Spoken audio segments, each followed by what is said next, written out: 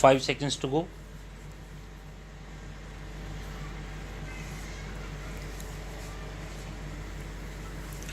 Start.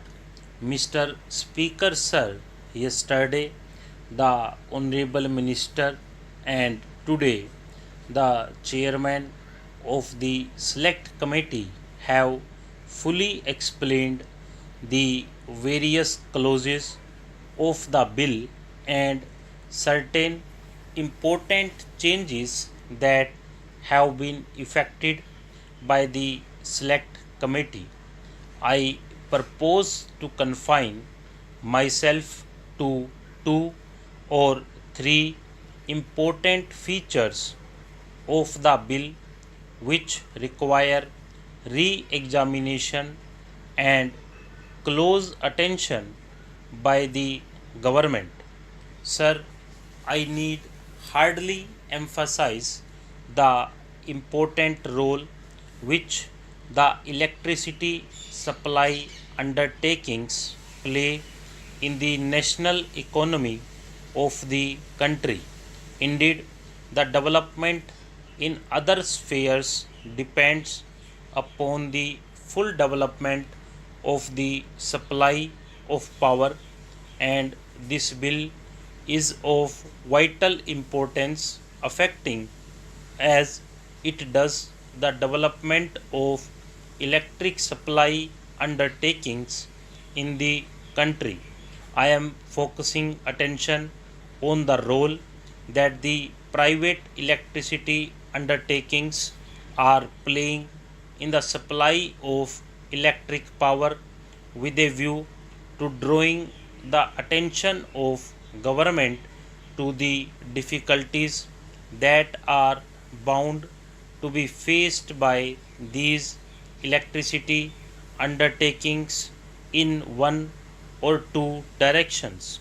In this connection, I would not therefore like to take much of the time of the House, but I would like to draw the attention of the Honorable Minister to what my Honorable friend Shri Tulsi Das has stated, and with whose comments I am in full agreement. As a matter of fact, the approach of the government to the bill is to fulfill three basic considerations so vital for the healthy growth of this industry. Firstly, that its proper control and regulation is but necessary. I fully agree that this is subject to certain differences on basic aspects, but the important consideration governing this bill is to attempt at providing suitable incentives to the industry which alone can enable it to increase its capacity to the desired extent. Therefore, I would like to refer to the incentives as provided in the bill and to the need for liberalizing the clause in respect of the fair return to the investors in these undertaking.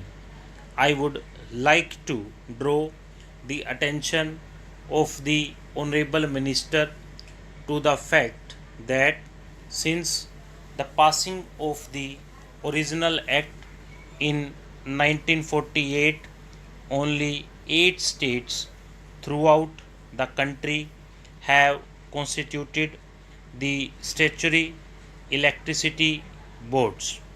Among these states are Madhya Pradesh, West Bengal, Tamil Nadu, Kerala, Rajasthan, Punjab, Odisha, and Maharashtra, and therefore we find that many of the states have still to constitute these electricity boards. I would like to know from the Honorable Minister why, in the matter of the constitution of electricity boards, many of the states have not implemented the provisions of the bill, and what the central government have done to ensure that these electricity boards are constituted in all the states as desired in the provisions of the original act.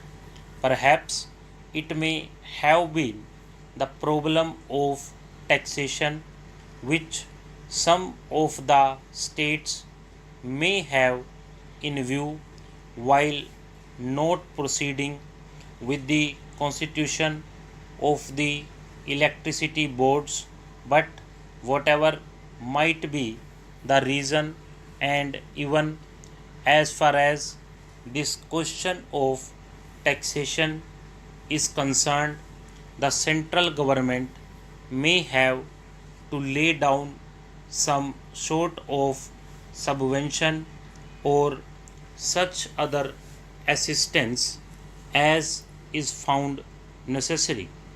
I think that this matter of the constitution of the electricity boards throughout all the states is of vital importance and should be looked into by the central government to ensure that necessary steps are taken in the remaining states for the constitution of these boards. I would now like to say something about the deferred taxation reserve, about which the Honorable Minister yesterday said that the amendment regarding this has been brought forward at the instance of the Federation of Electricity Undertakings.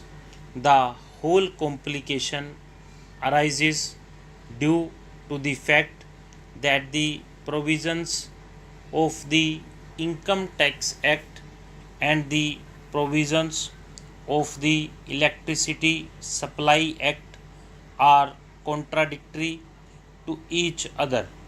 While the Income Tax Act, with an accelerated depreciation in earlier years, results in larger tax relief in the earlier period, and thereby the tax liability of the undertakings is deferred for a future period. The Electricity Supply Act restricts the provision of depreciation to a much lesser degree, and to that extent the profits of the electricity undertakings in regard to the income tax, development and depreciation rates are restricted.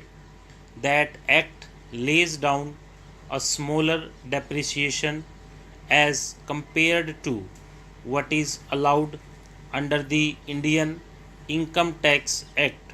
What has now been done has been put with certain restrictions that it does not really solve the demand that was put forward by the Federation.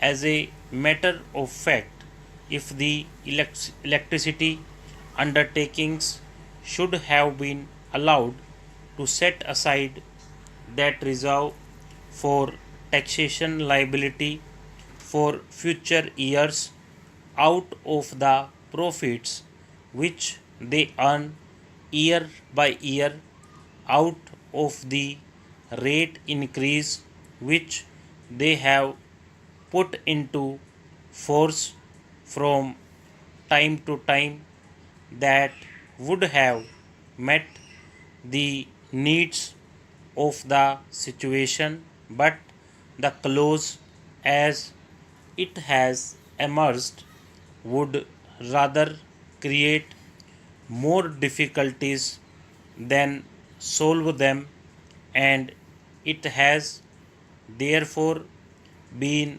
further represented to the minister by the Federation of Electricity Undertakings. Stop.